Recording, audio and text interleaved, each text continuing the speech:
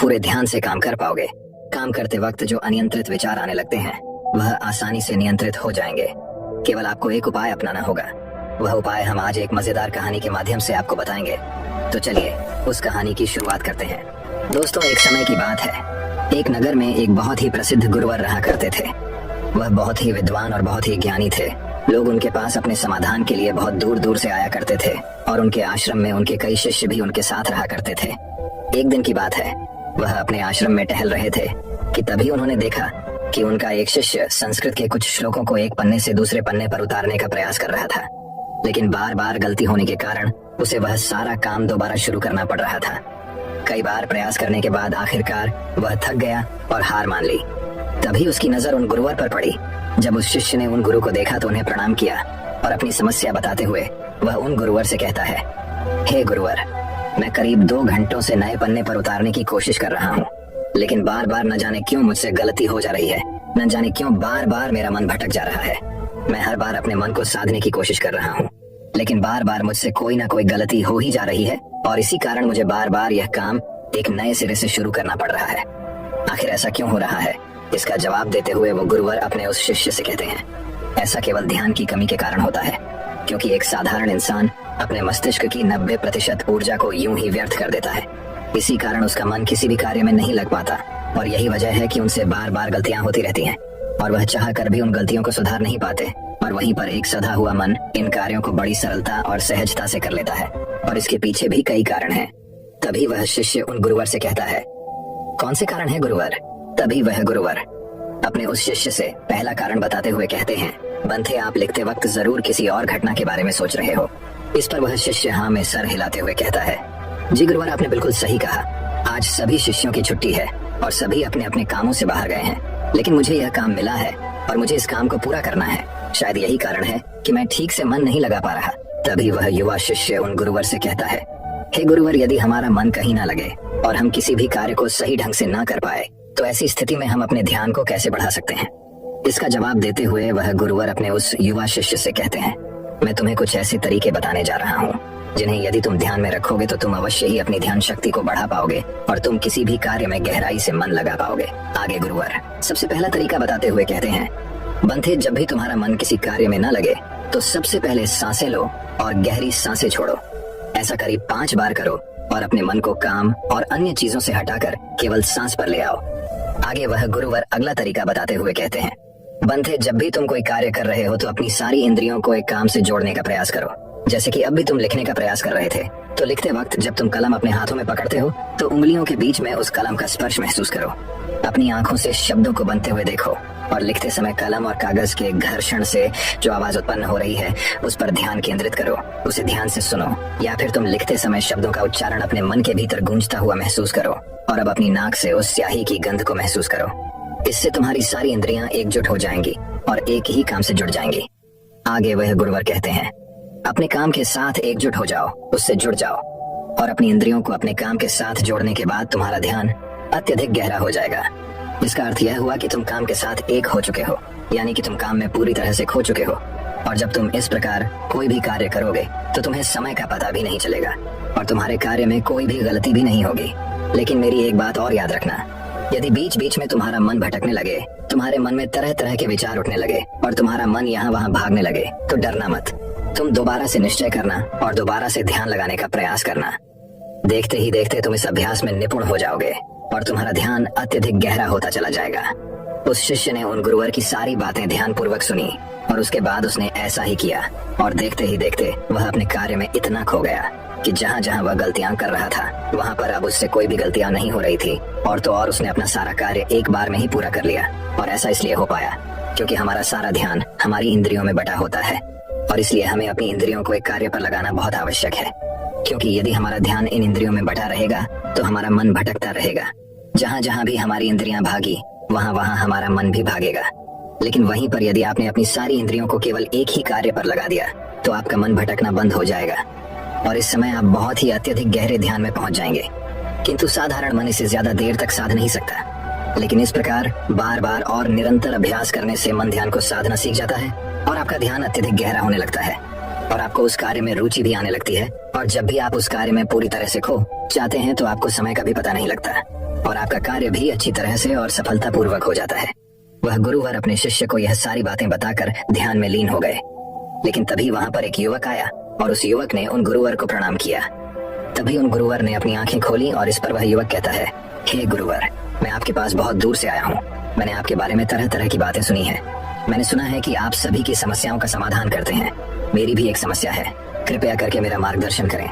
इस पर वह गुरुवर उस युवक से कहते हैं, बोलो आखिर तुम्हारी क्या समस्या है।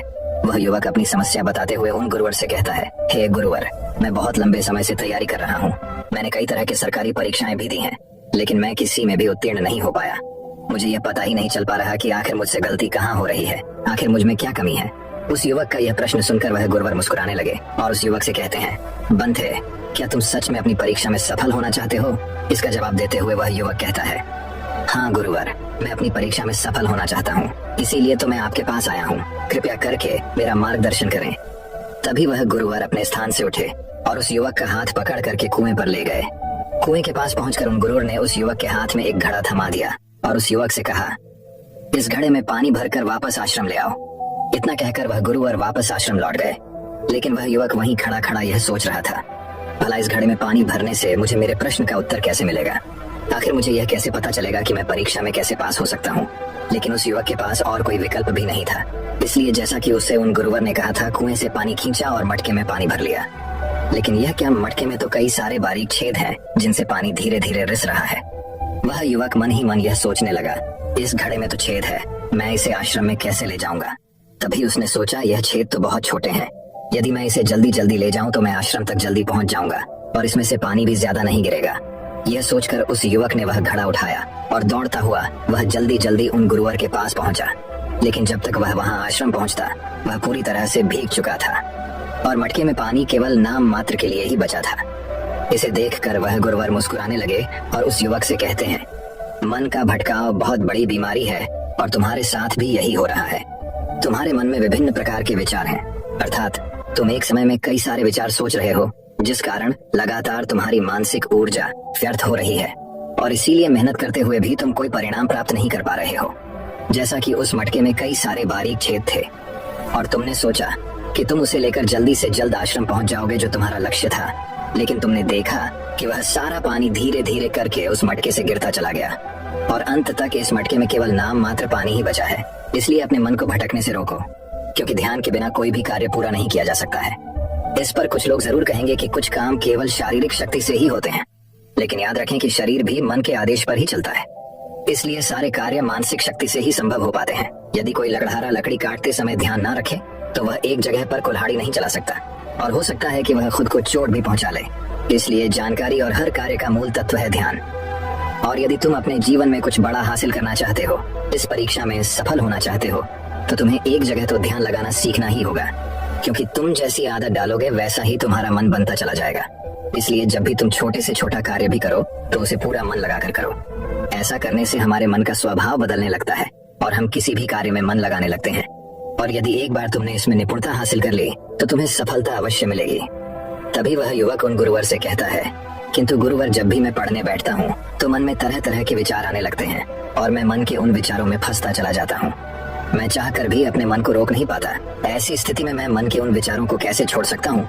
इस पर वह गुरु मुस्कुराते हुए उस युवक के हाथों में ग्लास लाकर रख देते हैं और उस ग्लास में नींबू पानी भर देते हैं और उस युवक से कहते हैं, यह ग्लास जो तुम्हारे हाथ में है, इस ग्लास में से एक भी बूंद पानी नीचे नहीं गिरना चाहिए, इसे पकड़ कर रखो।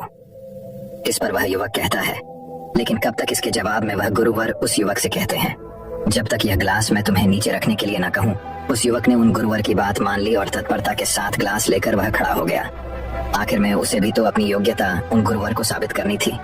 शुरू में सब कुछ ठीक चल रहा था, लेकिन कुछ ही देर बाद उसके मन में तरह तरह के विचार उठने लगे और यह सोचने लगा, आखिर यह सब करने से भला क्या होगा। मैं चाहे कितनी भी कोशिश कर लूं, लेकिन मेरा मन मेरे बस में नहीं आने वाला। मैं उस पर नियंत्रण नहीं रख सकता, मैं कभी नहीं बदल पाऊंगा। यह सोचकर वह लड़का मन ही मन असहज होने लगा।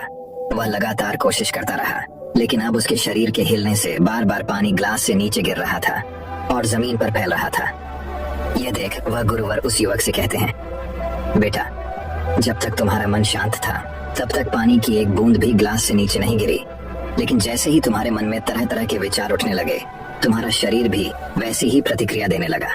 और तुम्हारे शरीर की प्रतिक्रिया देने के कारण ग्लास से पानी नीचे गिरने लगा और जमीन पर फैलने लगा। आगे और गुरुवार उस युवक को समझाते हुए कहते हैं, बेटा जैसे गर्म लोहे पर हथौड़े की चोट पड़ती है तो वह एक नया आकार लेता है, ठीक उसी तरह से एक विचार छोटे हथौड़े के जैसा होता है जिसकी चोट से इंसान का शरीर, व्यक्तित्व और मन आकार लेने लगता है। अर्थात तुम्हारा यह मन ग्लास में पानी की तरह है और यह बहुत आसानी से भटक जाता है, विचलित हो जाता है। यदि तुम चाहते हो कि ग्लास में भरा हुआ यह पानी शांत रहे तो इसके लिए तुम्हें अपने मन को शांत रखना होगा। इसके बाद गुरुवर उस युवक को कहते हैं, अब इस ग्लास को एक बार फिर से पकड़ो और अपना सारा ध्यान अपनी सांस पर ले आओ। सांसों को अपने पेट में, सीने में आता जाता महसूस करो। हाथ में जो दर्द है, जो असहजता हो रही है, उसे जाने दो। मन में जो विचार आ रहे हैं उन्हें जाने दो।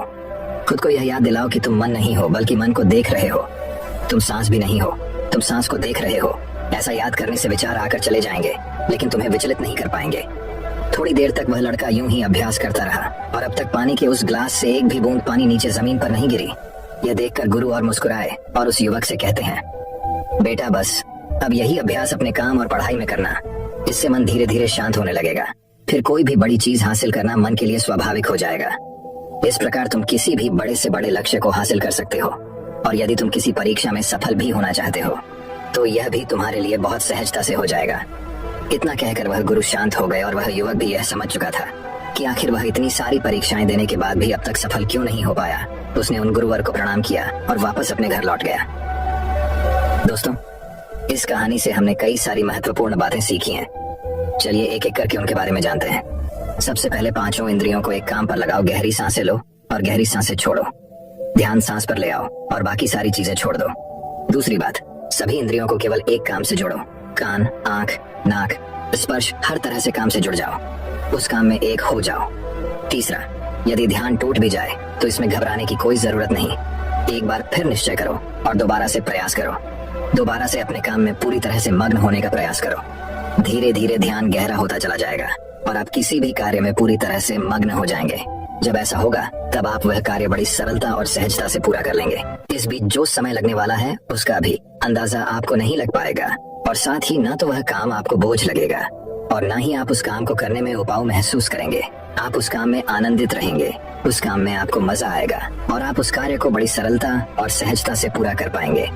दूसरी बात जो हम इस कहानी से सीखते हैं वह यह है कि हर जानकारी और हर का मूल तत्व है ध्यान। हमें ऐसा लगता है कि मन के छोटे मोटे भटकाव से कोई फर्क नहीं पड़ता, लेकिन बिना ध्यान के कोई भी कार्य संभव है ही नहीं। आपने कभी न कभी तो यह महसूस किया ही होगा कि जब आप कोई पढ़ाई कर रहे हैं या कोई जरूरी काम कर रहे हैं, उसी दौरान आपके फोन में कोई नोटिफिकेशन आ जाता है। आपका मन तुरंत ही ये कहता है कि चलो एक बार वो नोटिफिकेशन देख लेते हैं, आखिर उसमें ऐसा क्या है। और जैसे ही आप वह नोटिफिकेशन देखने जाते हैं, आपका पूरा ध्यान उस स्मार्टफोन में लग जाता है और आपका अधिकांश समय उसी में बीत जाता है। लेकिन जब आपको यह एहसास होता है तब तक बहुत देर हो चुकी होती है। तीसरी बात, स्वीकार करो और जाने दो। जैसे गर्म लोहे पर हथौड़े की चोट से वह आकार लेता है, ठीक उसी प्रकार से मन के विचार भी एक हथौड़े की भांति है और उनकी चोट से इंसान का शरीर, व्यक्तित्व और मन आकार लेता है। आपने यह भी जरूर देखा होगा कि जब हमारे मन में सकारात्मक विचार होते हैं तो हम बहुत ही पॉजिटिव, अच्छा और हल्का महसूस करते हैं। वहीं जब हमारे मन में नकारात्मक विचार होते हैं तो हम बहुत ही भारी, परेशान और चिंतित महसूस करते हैं। साथ ही हमारा शरीर भी बहुत थका थका महसूस होता है। इसलिए छोटे से छोटे विचारों पर हमें ध्यान देना आवश्यक है। इसीलिए हमें जागरूक रहना आवश्यक है और इसीलिए अनचाहे विचारों को अपने